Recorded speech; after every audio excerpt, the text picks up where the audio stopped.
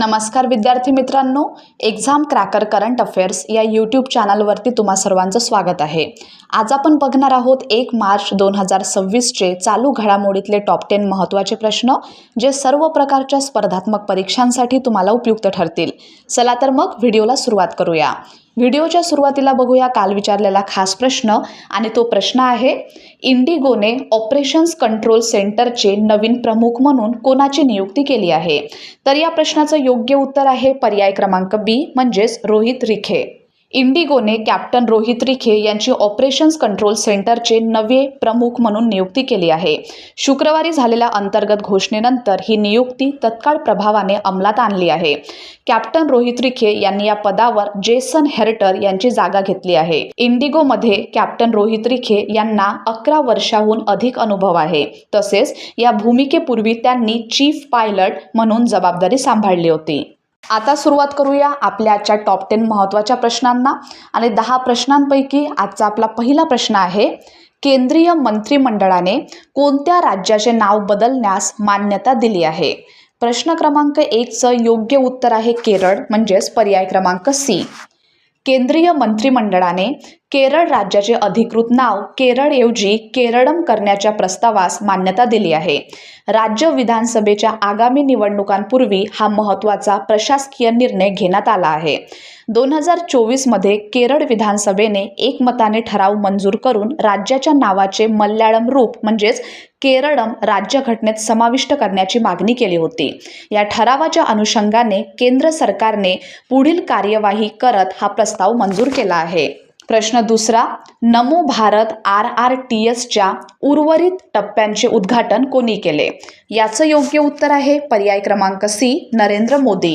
पंतप्रधान नरेंद्र मोदी यांनी Namo Bharat regional rapid transit system म्हणजेच RRTSच्या उर्वरित टप्प्यांचे उद्घाटन केले। या उद्घाटनामुळे दिल्ली मेरठ कॉरिडॉर हा 82 किलोमीटर लांबीचा प्रकल्प पूर्ण झाला आहे। नव्याने सुरू झालेल्या मार्गांमध्ये दिल्लीतील कराई काले खान ते न्यू अशोकनगर दरम्यानचा 5 किलोमीटर दुवा समाविष्ट आहे। तसेच उत्तर प्रदेशातील मेरठ साऊथ ते मोदीपुरम दरम्यानचा 21 किमीचा टप्पा कार्यान्वित करण्यात आला आहे। RRTSचे मेरठ मेट्रोसोबत एकत्रीकरण करण्यात आले असून उच्च वेगवान प्रादेशिक संपर्काच्या दृष्टीने हा एक महत्त्वाचा टप्पा मानला जातो। पुढला प्रश्न, भारतातील पहिले जातमुक्त गाव म्हणून कोणत्या गावाची ओळख निर्माण झाली आहे? या प्रश्नाचं योग्य उत्तर आहे पर्याय क्रमांक सी, सोंदडा। महाराष्ट्रातील सोंदडा हे गाव भारतातील पहिले जातमुक्त गाव ठरले आहे। अहिल्यानगर जिल्हा येथील सोंदडा गावाने अधिकृतपणे स्वतःला जातमुक्त घोषित केले आहे। गावाने आमची जात मानव हे तत्व स्वीकारले असून याचा अर्थ मानवताच खरी ओळख असल्याचा संदेश देण्यात आला आहे। हा ठराव ग्रामसभेत एकमताने मंजूर करण्यात आला। प्रश्न चौथा, राष्ट्रीय आरोग्य मेळा 2026 कुठे आयोजित करण्यात आला आहे? याचं योग्य उत्तर आहे पर्याय क्रमांक सी, शेगाव। आयुष मंत्रालय यांच्या वतीने राष्ट्रीय आरोग्य मेळा 2026चे आयोजन करण्यात आले होते। हा मेळा 25 ते 28 फेब्रुवारी 2026 दरम्यान शेगाव येथे आयोजित करण्यात आला होता। या मेळ्यात आयुर्वेद, योग, निसर्गोपचार, युनानी, सिद्ध, सोवा रिग्पा आणि होमिओपॅथी या सर्व आयुष पद्धतींचे एकत्रित सादरीकरण करण्यात आले होते। तसेच मेळ्याचे उद्घाटन द्रौपदी मुर्मू यांच्या हस्ते करण्यात आले। पुढला प्रश्न आहे, निर्यात प्रोत्साहन अभियान 1 अंतर्गत 7 नव्या उपाययोजना कोणी जाहीर केल्या? 5व्या प्रश्नाचं योग्य उत्तर आहे पर्याय क्रमांक सी, वाणिज्य मंत्री म्हणजेच पियुष गोयल यांनी। केंद्रीय वाणिज्य व उद्योग मंत्री पियुष गोयल यांनी निर्यात प्रोत्साहन अभियान 1 अंतर्गत 7 नव्या उपाययोजना जाहीर केल्या। या उपाययोजनांचा मुख्य भर व्यापार वित्तपुरवठा, अनुपालन, लॉजिस्टिक आणि MSME क्षेत्राला पाठबळ देण्यावर आहे। या अभियानाचा उद्देश लघु, मध्यम व सूक्ष्म उद्योगांना व्यापक आंतरराष्ट्रीय बाजारपेठांपर्यंत पोहोच सुलभ करून देणे असा आहे। MSME क्षेत्रासमोरील संरचनात्मक अडथळे दूर करणे हा या उपाययोजनांचा मुख्य हेतू आहे। प्रश्न 6वा आहे, भुवनेश्वर येथे नवीन उच्च सुरक्षा डेटा सेंटर कोणी सुरू केले? 6व्या प्रश्नाचं योग्य उत्तर आहे भारतीय रिझर्व्ह बँक, पर्याय क्रमांक सी। भारतीय रिझर्व्ह बँक यांनी ओडिसामध्ये उच्च सुरक्षा डेटा सेंटर सुरू केले आहे. हे डेटा सेंटर सीमा संघर्ष क्षेत्रांपासून व उच्च भूकंप जोखीम असलेल्या भागांपासून दूर उभारण्यात आले आहे. या उपक्रमामुळे देशाच्या महत्त्वाच्या आर्थिक पायाभूत सुविधांची सुरक्षितता आणि लवचिकता वाढणार आहे. डेटा सेंटर चलन व्यवस्थापन, पेमेंट व सेटलमेंट प्रणाली तसेच नियामक कार्यांना आधार देणार आहे. त्यामुळे RBIच्या कार्यप्रणालीची सातत्यपूर्ण सेवा अधिक मजबूत होणार आहे.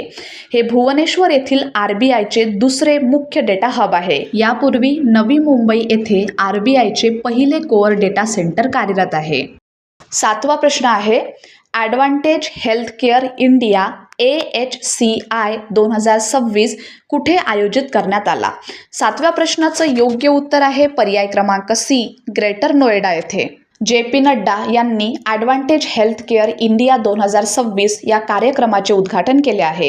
या कार्यक्रमाचे आयोजन federation of Indian chambers of commerce and industry यांच्या वतीने करण्यात आले. ॲडव्हान्टेज हेल्थकेअर इंडियाचा हा 8वा आवृत्ती कार्यक्रम 23 ते 25 फेब्रुवारी 2026 दरम्यान आयोजित करण्यात आला होता. हा कार्यक्रम ग्रेटर नोएडा येथे पार पडला. वैद्यकीय मूल्यप्रवास विषयावरील हा आशियातील सर्वात मोठा कार्यक्रम मानला जातो. 8वा प्रश्न आहे, केंद्र सरकारने अलीकडे कोणते राष्ट्रीय दहशतवाद विरोधी धोरण जाहीर केले आहे? 8व्या प्रश्नाचं योग्य उत्तर आहे पर्याय क्रमांक C, प्रहार धोरण. गृह मंत्रालय यांनी प्रहार ही नवी राष्ट्रीय दहशतवाद विरोधी धोरणे जाहीर केली आहेत. ही धोरणे दहशतवादाच्या बदलत्या व विकसित होत असलेल्या धोक्यांना तोंड देण्यासाठी एक सर्वसमावेशक व सक्रिय राष्ट्रीय रणनीती आहे. या धोरणात होल ऑफ गव्हर्नमेंट आणि होल ऑफ सोसायटी म्हणजेच संपूर्ण शासन यंत्रणा व समाजाच्या सहभागावर भर देण्यात आला आहे. प्रहार धोरणाअंतर्गत दहशतवाद रोखणे, तात्काळ प्रतिसाद देणे आणि विविध क्षमतांचे एकत्रीकरण यांचा समावेश आहे. पुढला प्रश्न, धर्मा गार्डियन हा संयुक्त लष्करी सराव कोणत्या 2 देशादरम्यान आयोजित केला जातो? 9व्या प्रश्नाचं योग्य उत्तर आहे पर्याय क्रमांक C, भारत आणि जपान. भारत जपान संयुक्त लष्करी सराव धर्मा गार्डियनच्या 7व्या आवृत्तीला 24 फेब्रुवारी 2026 रोजी प्रारंभ झाला. हा सराव चौबटिया येथील फॉरेन ट्रेनिंग नोड येथे आयोजित करण्यात आला आहे. सराव 9 मार्च 2026 पर्यंत चालणार आहे. हा संयुक्त सराव दरवर्षी भारत आणि जपानमध्ये आलटून पालटून आयोजित केला जातो. यावर्षीच्या सरावात दोन्ही देशांकडून प्रत्येकी 120 जवान सहभागी झाले आहेत. तसेच जपानकडून Japan ground self defence force म्हणजेच JGSDFच्या 32व्या इन्फंट्री रेजिमेंटचे सैनिक सहभागी झाले आहेत. भारतीय दलात लडाख स्काउट्स रेजिमेंटचा समावेश आहे. आणि शेवटचा प्रश्न क्रमांक 10वा आहे, global champion for road safety म्हणून कोणाची नियुक्ती करण्यात आली? 10व्या प्रश्नाचं योग्य उत्तर आहे सचिन तेंडुलकर म्हणजेच पर्याय क्रमांक B. क्रिकेटचे दिग्गज सचिन तेंडुलकर यांची युनायटेड नेशन्सकडून global champion for road safety म्हणून नियुक्ती करण्यात आली आहे. सुरक्षित रस्ते अभियानासाठी कार्य करणाऱ्या आंतरराष्ट्रीय मान्यवरांच्या गटात त्यांचा समावेश करण्यात आला आहे. तर विद्यार्थी मित्रांनो, हे होते आपल्याचे टॉप 10 महत्त्वाचे प्रश्न. आणि आता आहे तुमच्यासाठीचा खास प्रश्न, आशिया प्रशांत प्रदेशातील सर्वोत्तम प्रस्थान विमानतळ पुरस्कार कोणत्या विमानतळाला मिळाला आहे? या प्रश्नाचं उत्तर तुम्हा सर्वांना कमेंट बॉक्समध्ये द्यायचं आहे. धन्यवाद.